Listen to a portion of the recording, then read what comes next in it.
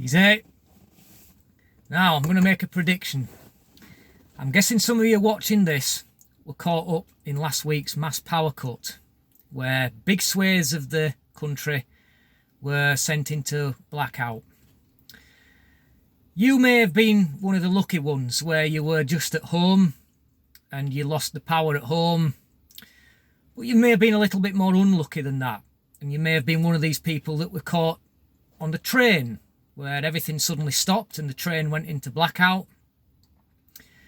You may have been very unlucky and you were caught in the hospital where the power went down. And you may have been very, very unlucky and been in the middle of a triple heart bypass operation when the lights went out and the power went down. Now, I've got a message for you people who were caught up in that. Stop complaining. Zip it.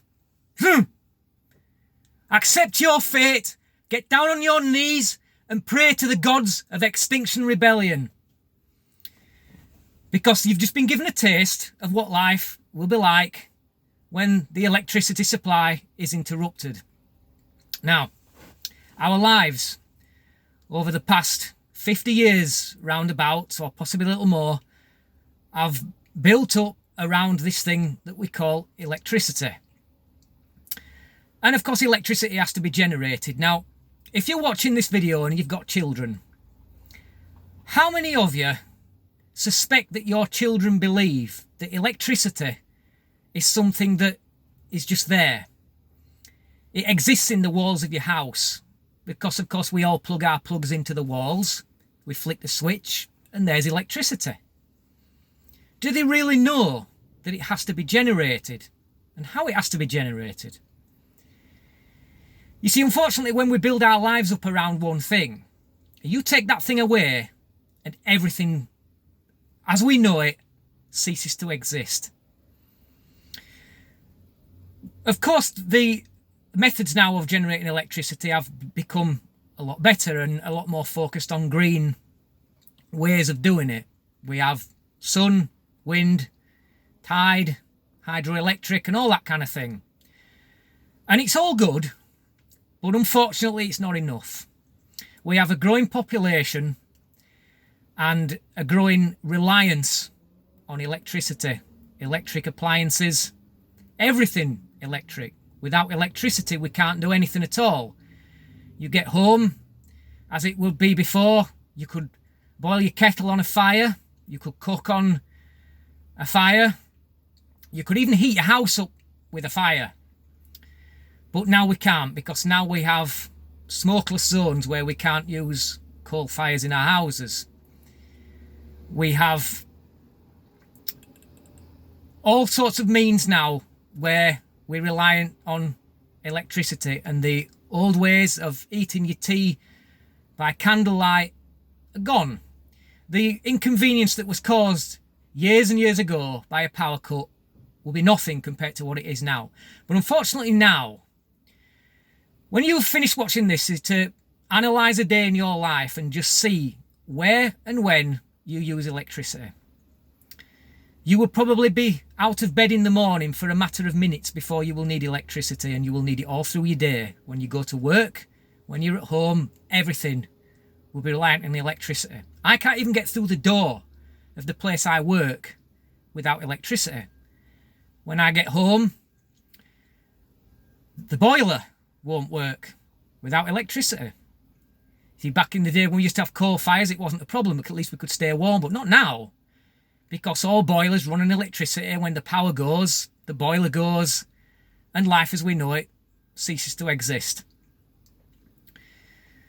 And of course we can't do other things. We can't be paid. Nobody can get paid without electricity because everything's done via a computer, and computers won't work without electricity because they've been made and built in order to run on one thing alone, and that's electricity. We can't pay our bills. We can't even fill our cars up. In the old days, I can remember petrol pumps in the old days being a little bit like fruit machines where you see 3 banks of digits rolling around like that as you fill up your car, but not anymore. They don't work without power. And the eco-warriors of this world want us to stop using coal entirely, but unfortunately we can't. There is a power station quite close to where I live called Ferrybridge that is in the process of being decommissioned because of the end of the coal age, putting hundreds of people out of work and leaving a gaping hole in the national grid. And I'm afraid this can't go on, because what we need at least to supplement the national grid these days is coal. Clean, beautiful coal. Who said that?